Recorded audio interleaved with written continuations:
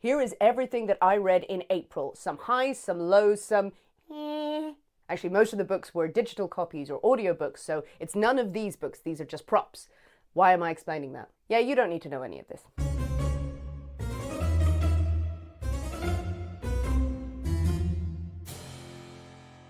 Hello, if you're new here, I'm Sinead and this is my spooky corner of YouTube, where I talk about some of my favourite books, favourite genres of books, films, scary things that I may have seen through the day or from my childhood, and riff about things we might remember from our past that made us the spooky bitches we are today. Oh, did that all in one. It's downhill from here. If you like what you see and hear, please do subscribe to this channel because I would love to keep bringing you more recommendations of spooky things to consume. Also, have you seen any crows today and did they bring you the shiny things that I asked for? They shouldn't be bringing you bones. I've had words with them about that. Just a little note in case this video goes horrifically wrong.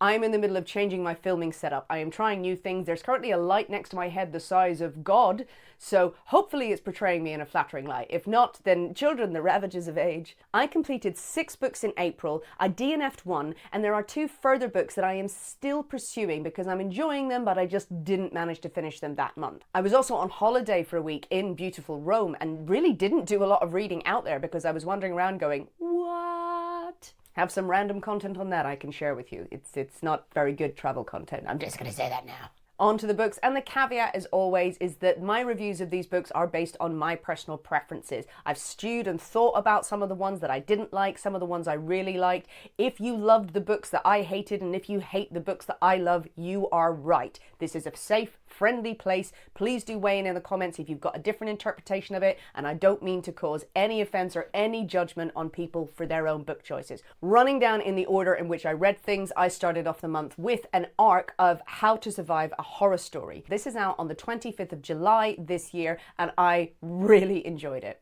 7 authors are called to the former home of Mortimer Queen, legendary horror writers. Almost all of the guests called are horror writers themselves, each of them dabbling in different subgenres of horror. The writers each believe that Mortimer has left them something in his will, but as they arrive at his strange, huge, looming mansion, they find out that what he has left them is a challenge to survive the night. It turned out that Mortimer Queen really did draw inspiration from his home for his terrifying novels. Things ain't right in that house, and the people gathered there really are going to have to battle for their lives if they want to make it till sunrise. This book gave me the vibes of And Then There Were None by Agatha Christie meets Fall of the House of Usher, the TV series, with a bit of Knives Out energy thrown in there. It was campy, it was scary, it was schlocky in all the right places, and it was a really compelling story and a great horror book. All the people who have been called to the household have a link to Mortimer from their past, and it's not necessarily good.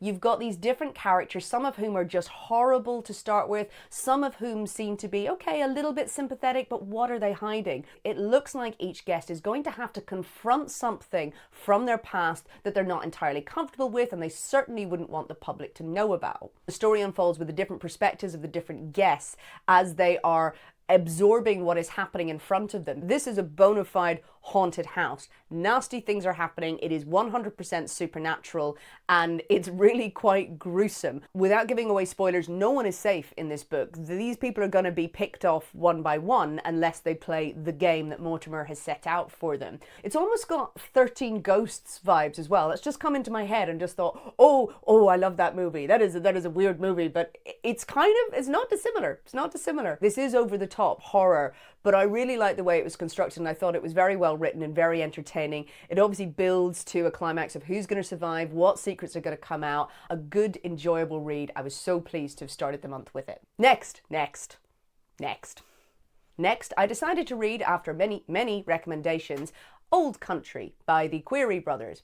This is a book that's been recommended to me many times as an example of possible folk horror, a really good horror story. I've seen very good reviews of it, so I listened to it on audio, and yeah, this one was not for me in the end. If you are a fan of this book, you may not like what I'm going to say. I'm going to try and be balanced, but there is a rant inside me that needs to come out. Old Country is the story of former Marine Harry and his wife Sasha, who have moved out to rural Idaho to buy this idyllic, huge ranch. They've moved there with their dog, Dash. Dash is fine. and everything seems perfect, a wonderful rural existence where they can live and be happy and raise a family. But when they arrive, their closest neighbours come over and warn them that there is something desperately wrong with the land. It is cursed by a spirit that will haunt them through the different seasons of the year. And if they don't enact certain rituals or follow the very careful rules that have been set out by generations of people who have lived on the land, then terrible things will happen to them and their household. Harry and Sasha are initially skeptical, particularly Harry. They both laugh and joke, but then it seems like, oh, actually, no, these people are actually being serious. Come the spring, there's going to be a light over a pond, kind of will-o'-the-wisp vibes. You need to do something, otherwise stuff's going to try and get into your house. Over the summer period, there is the thing called the bear chase, which was a very original and interesting piece of horror, where they will witness a naked man being chased by a bear across their land, outside of their boundary, and that man will be screaming for help, screaming for access to their land, otherwise the bear will eat him. Will attack him. You also have some scary shit going down with scarecrows, and then apparently the spirit takes the winter off, but then there's stuff that happens in the winter. It merges, oh no, Harry and Sasha aren't going to get a free run of this. The positives for this book is that it's an original twist on a haunted house, because you've got the young couple moving into a property and oh no, it's haunted. Should they stay? Should they go? This is haunted land. This is an entire area that is haunted by a spirit. And the hauntings themselves are quite original as well. The way that the spirit manifests, it's creative, it's very striking. And I think those passages are the best parts of the book, particularly the bear chase scene when it first happens. It's really quite harrowing. That being said, I really had issues with how this book was executed and the stance that some of the characters took in it. Overall, it's a very macho book. Harry is your absolute stereotype macho man, ex-Marine. No shade whatsoever on any Marine, any soldier, anyone who served their country. It's just the way he's portrayed is straight out of a very dull comic book, in my opinion. It felt really cliched, and Harry, I didn't like him at all. He was just not a very nice or likable person, and I think he's supposed to be. Sasha, his wife, is described as strong and brilliant. She really is just an ineffectual, in my opinion, just symbol of hope for Harry. She is this shining beacon of wonder that he has to protect all the time. He has to have something to protect. This is just what happens in the book again and again and again. He has to protect Sasha. And she has no agency. She has no agency in this book at all.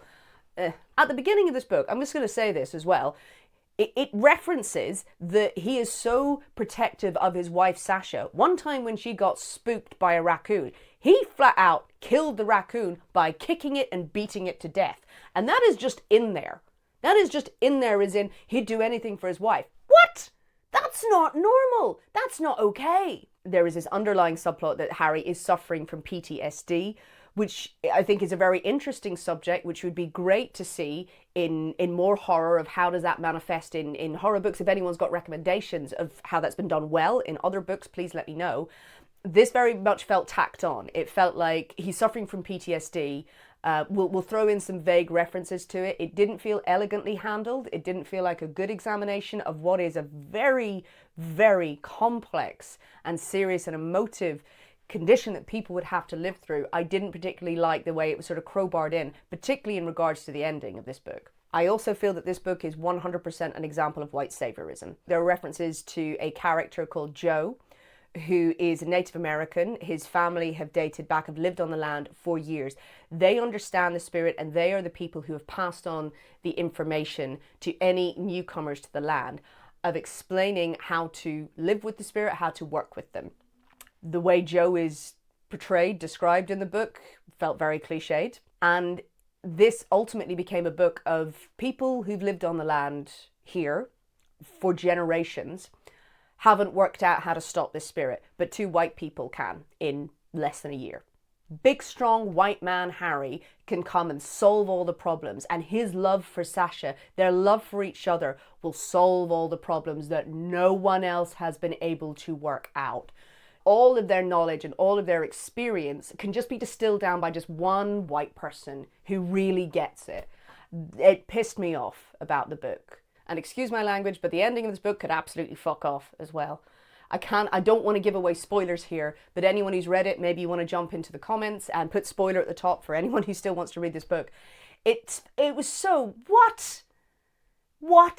This was a book with good scares in it and a good story somewhere underneath it, but ruined by cliched characters and clumsy writing and clumsy characterization that ended up being really quite unpalatable for me. I know that is a hard take on this book. I know so many people recommended the book to me, and honestly, if you love the book, there's no judgment on my part. If you love it, you love it, because there are good scares in there and there is a good story underneath.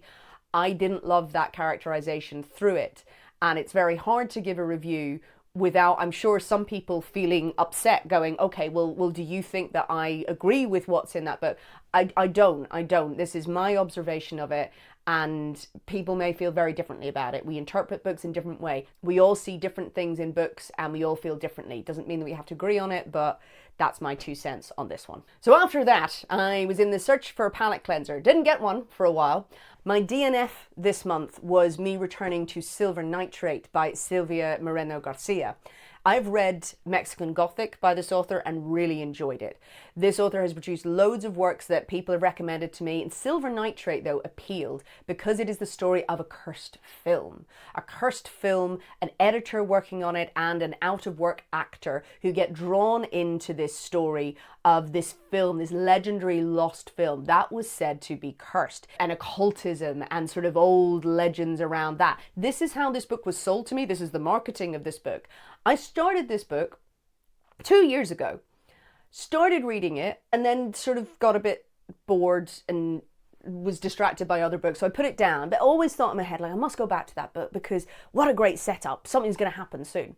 And then I picked it up again at one time, tried to read it again, got distracted. But then this time I was like, I'll get the audiobook. I've got the Kindle version, and pursued with it and persisted with it. And nothing happens. I kept going.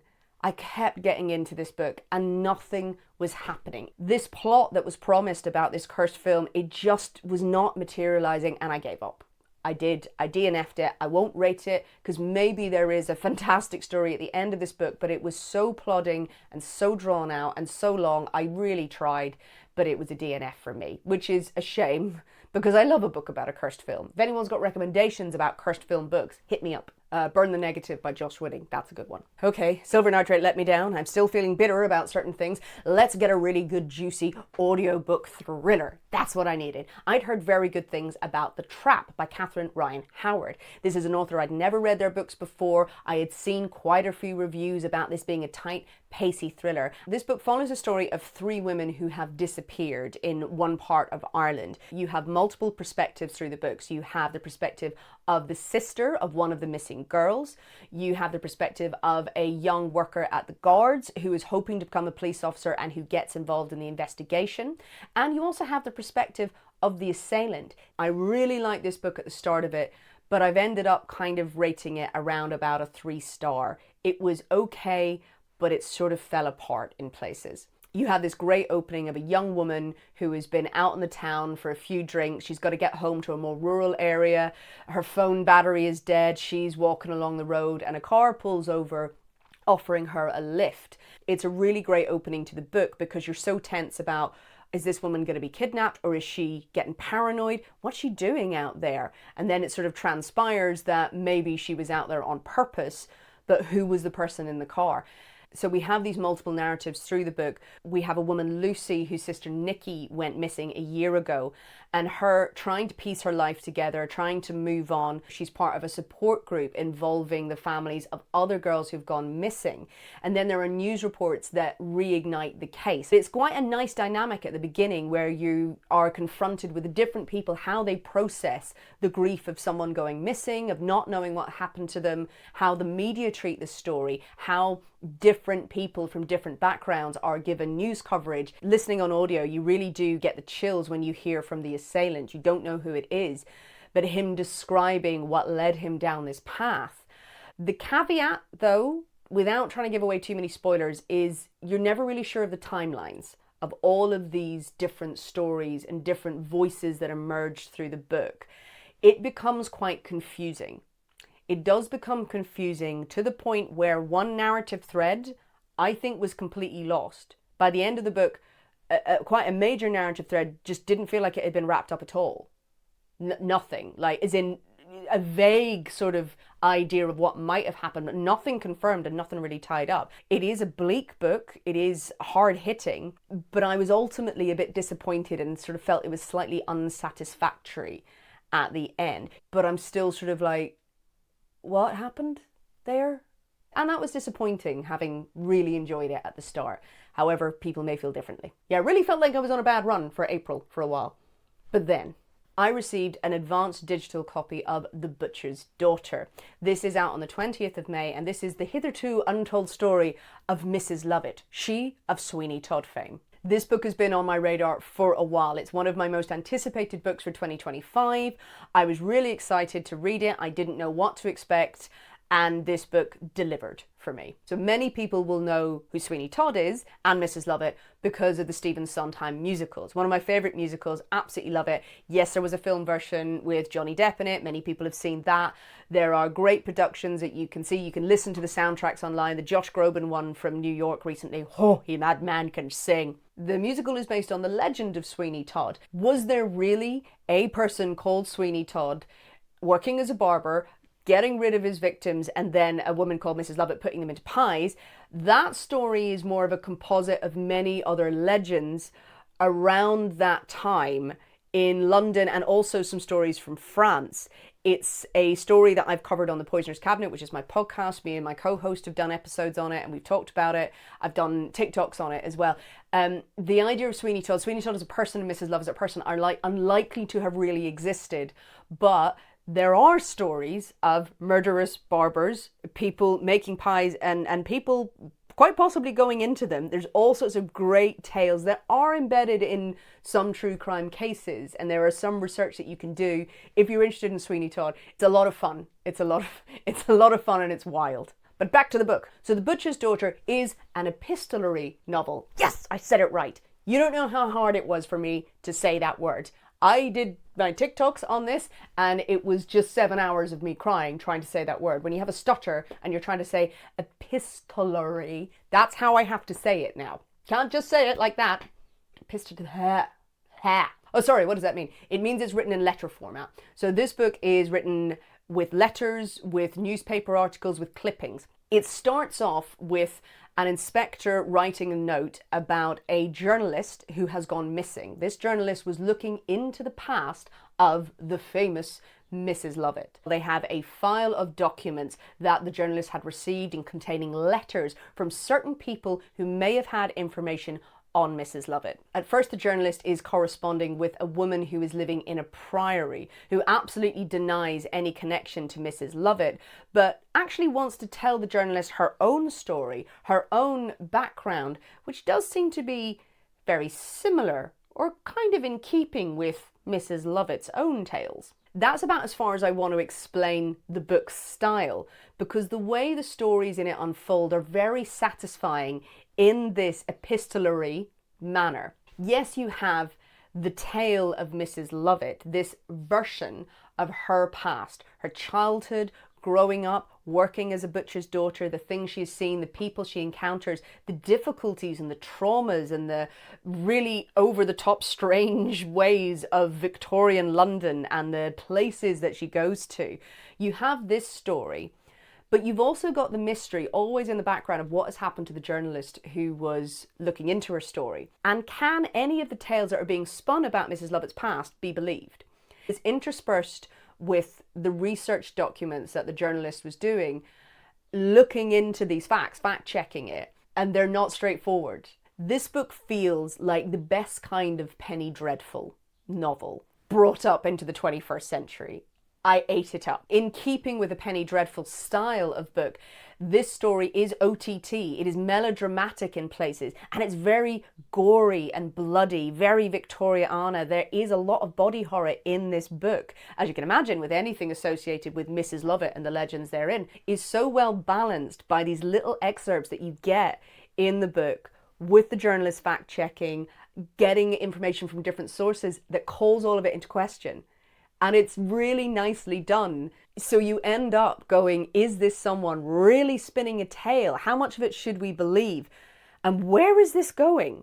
What has happened to the journalist? I should also point out, it doesn't follow the plot of the musical whether you've seen the film version, whether you see the stage version. The characters from the musical, from Sweeney Todd's Legend, appear in the book, but this is Mrs. Lovett's story, and it's her version of what happened, and it's not going to mirror the version that you think you know, which is very enjoyable. You don't have to have seen the Sweeney Todd musical, you don't have to know the story. It will probably be a richer experience if you have. If you know your sort of Victorian history, even your true crime history, legends, there's things that you'll notice through the book, and it makes it very enjoyable. The horror here is body horror, so it can be quite gory and gruesome, and there's some hard-hitting subject matter in here as well, so tread carefully, and if you know the story of Mrs. Lovett, then you'll know the territory you're in. Serve me up more of this with a big fat pie. While I was away on holiday, I was reading The Butcher's Daughter, but then I also listened to The Shivers, a collection of scary stories produced by Amazon. They are available on Kindle Unlimited, and I think you'll get them on Audible as well if you have a subscription, by 5 very prominent horror writers. You have Grady Hendrix, you have Catriona Ward, you have Stephen Graham Jones, Owen King, and Joe Hill. 5 horror writers creating these short stories. I listened to all of them. Overall, this collection is fine.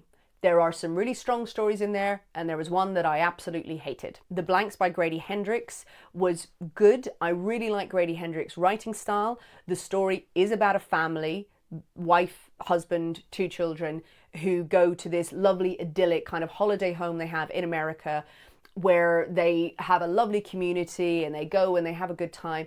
The place is haunted by these things called the Blanks. I like the way Grady Hendrix handled community in this story, about what people will do to band together and what people will absolutely shut out of their mind and deny is happening to preserve their own sanity. Catriona Ward's story is Night and Day in Misery. This is the story of a woman who has travelled to a motel at the start of the book. We're not sure why she's going there, but it has some sort of link to her deceased husband and son.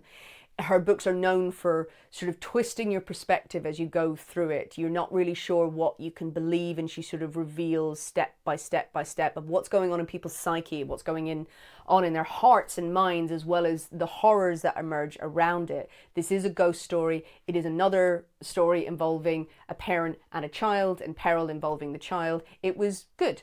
Stephen Graham Jones's story, The Indigo Room, is set in an office environment. A woman who sees something horrific while in a meeting in a corporate office when the lights are off. She sees something very distressing, which she thinks may be in her head, but it may also be a premonition. This is another story involving a mother also protecting her child. This is a common theme throughout all of the Shivers. Stephen Graham Jones, great writer, good story. Joe Hill's story, Jackknife, was my least favourite by a long shot. It's the story of a disgraced college professor, writer, who has been fooling around with one of his students. He goes out to this cabin where he is being stalked by an ent. Yeah, there's a big scary tree that is wreaking vengeance on him. I really, really, really dislike this story. I thought it was gross. I've actually not read any other books by Joe Hill, so I couldn't comment on him as an author. On this story, why is he obsessed with penises? There's a pet death in this as well, not very pleasant. And finally, you had Owen King's story, The Letterbox, the story of a teenage boy living with his mother. His father has passed away a while ago, and they are living in kind of dire straits. He finds an abandoned house, and he realizes just by an accident that he leaves notes there. Someone or something will write back to him and offers him wishes, but with a price. This story really gave me strong Ray Bradbury vibes, as well as nods to The Monkey's Paw. I thought it was really well done, really, really satisfying. The Shivers is a fine collection, nothing particularly world-beating in there, but it's available on Kindle Unlimited if you fancy it. And I closed out April with Motherthing, an absurd, strange, pretty grotesque book about the horrors of mother-in-laws. Our protagonist, Abby, is married to Ralph, and Ralph's mother has just ended her own life. Ralph's mother, Laura, was a very toxic presence in Ralph's life and in Abby's by association. But now that Laura is passed, Abby feels that she and Ralph can move on with their lives. They're going to stay in her former home, but she's hoping that they can start a family. The only trouble is, Laura might not have left. Ralph certainly feels haunted by his mother. Abby has to support her husband, who is in the depths of depression and may be being haunted. And Abby, who is not entirely mentally stable herself, feels that Laura is still a presence in her life, and things get increasingly unhinged. This is another book where I started out really liking it, really enjoying it, and I think there is a very good story and there are very good moments in this book, but I ended up not liking it at all because it became so grotesque and I really did not like the way it ended. At its best, the book takes a look at the different types of mother-child relationship, the struggles that people will go through to get love from those parental figures, dealing with toxic relationships, with a lack of love and support, and also overbearing parental figures. Abby is set up from the start as being slightly unreliable, not exactly well. She has very dark and grotesque thoughts that only escalate through the books. And we see that that has been affected by a very, very damaged relationship she had with her mother and the way her mother treated her in favor of the various men that she brought into her life. Abby has this fantasy as well about when she will become a mother, about having a child that she believes will be a daughter, and what they will do together and how important that will be to her familial unit, while also this story is playing out of how destructive parent-child relationships can be. And you really are thinking, Abby, are you going to be a good mother after all of this? Is any of this relationship that you're in with Ralph or with other people good? And it does escalate. The story goes kind of crazy. The reason I ended up disliking this book is that it built such promise, but it went down a route of being a really, really grotesque, and I felt other elements were underused. I felt it had such promise for about 2/3 of the way through, maybe even 3/4, being quite slow in parts, but building up an atmosphere. And then the last quarter, let's call it, just went, whoa, okay, we're going to throw lots of drama in here. And it was like, oh, okay, fine. The spectral evil mother-in-law really felt underused until that last section. I would have liked to see more of her and more of her menace. The beginning of the book is much more about the interplay between Laura and Ralph. Ralph as a character in this book also does nothing. He's just pointless. And I don't know if that was the point of his character particularly. Abby just sees him as a beacon of good and wonder, and he is her baby. She's going to baby him. So maybe that's why he doesn't get a lot of characterization. He's just very unlikable and got to the point of being, this is just, you wouldn't hang out with this guy. Don't know why I'm doing that. The other issue that I have with this book is that it does get incredibly grotesque. The language that Abby uses, she is obsessed with bodily fluids, bodily functions.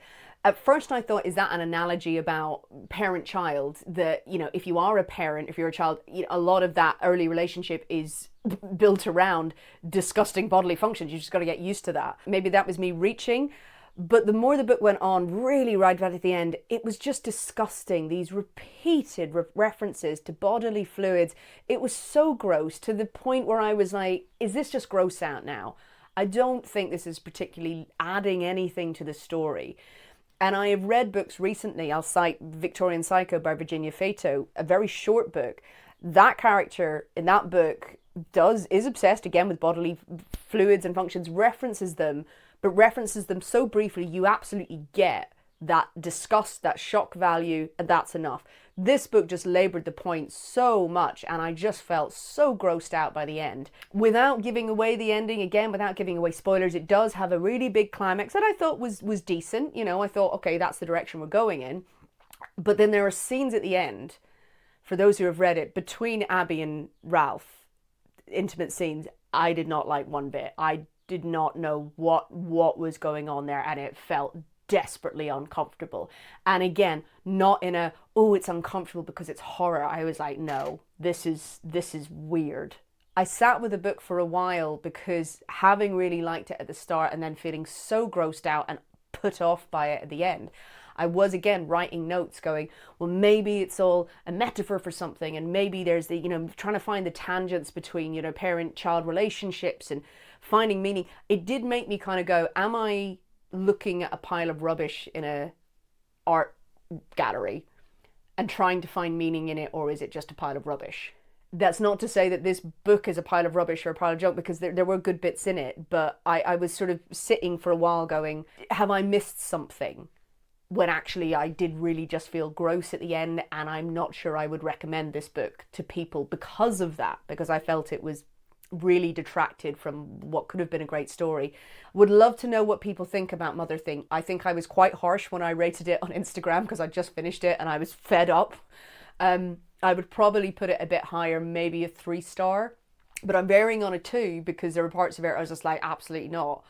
Those were all the books that I completed. Of the 2 books that I started in April and I'm still persisting with, I had Dangerous by Essie Fox. This is a Lord Byron mystery.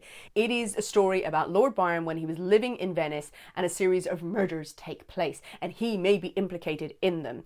There is so much to like about this book. It's really rich and it's compelling to read, but it's also very slow. I feel like the book is written in Lord Byron's style, in the style of his own works, in the style of the works of his contemporaries. I've not read a huge amount by Lord Byron. I know of him, I've read some stuff, so I couldn't comment about whether that's accurate. It's got a really richness to it because of that, but it is also plodding and slow. I kind of want more stuff to happen, but I don't really want to put the book down yet. I feel like it's not a DNF because there's something there to really enjoy. And there's other reviewers who I really love who loved the book. So I'm going to carry on with it. If anyone else is reading it or has finished it, please let me know. I'm also listening to The Crimson Moth, which is a romantasy. I just felt like diving into romantasy. Again, it's set in this fantasy world where witches are outlawed. Oh, they've all been wiped out by this horrible sort of totalitarian regime of opulence and grandeur.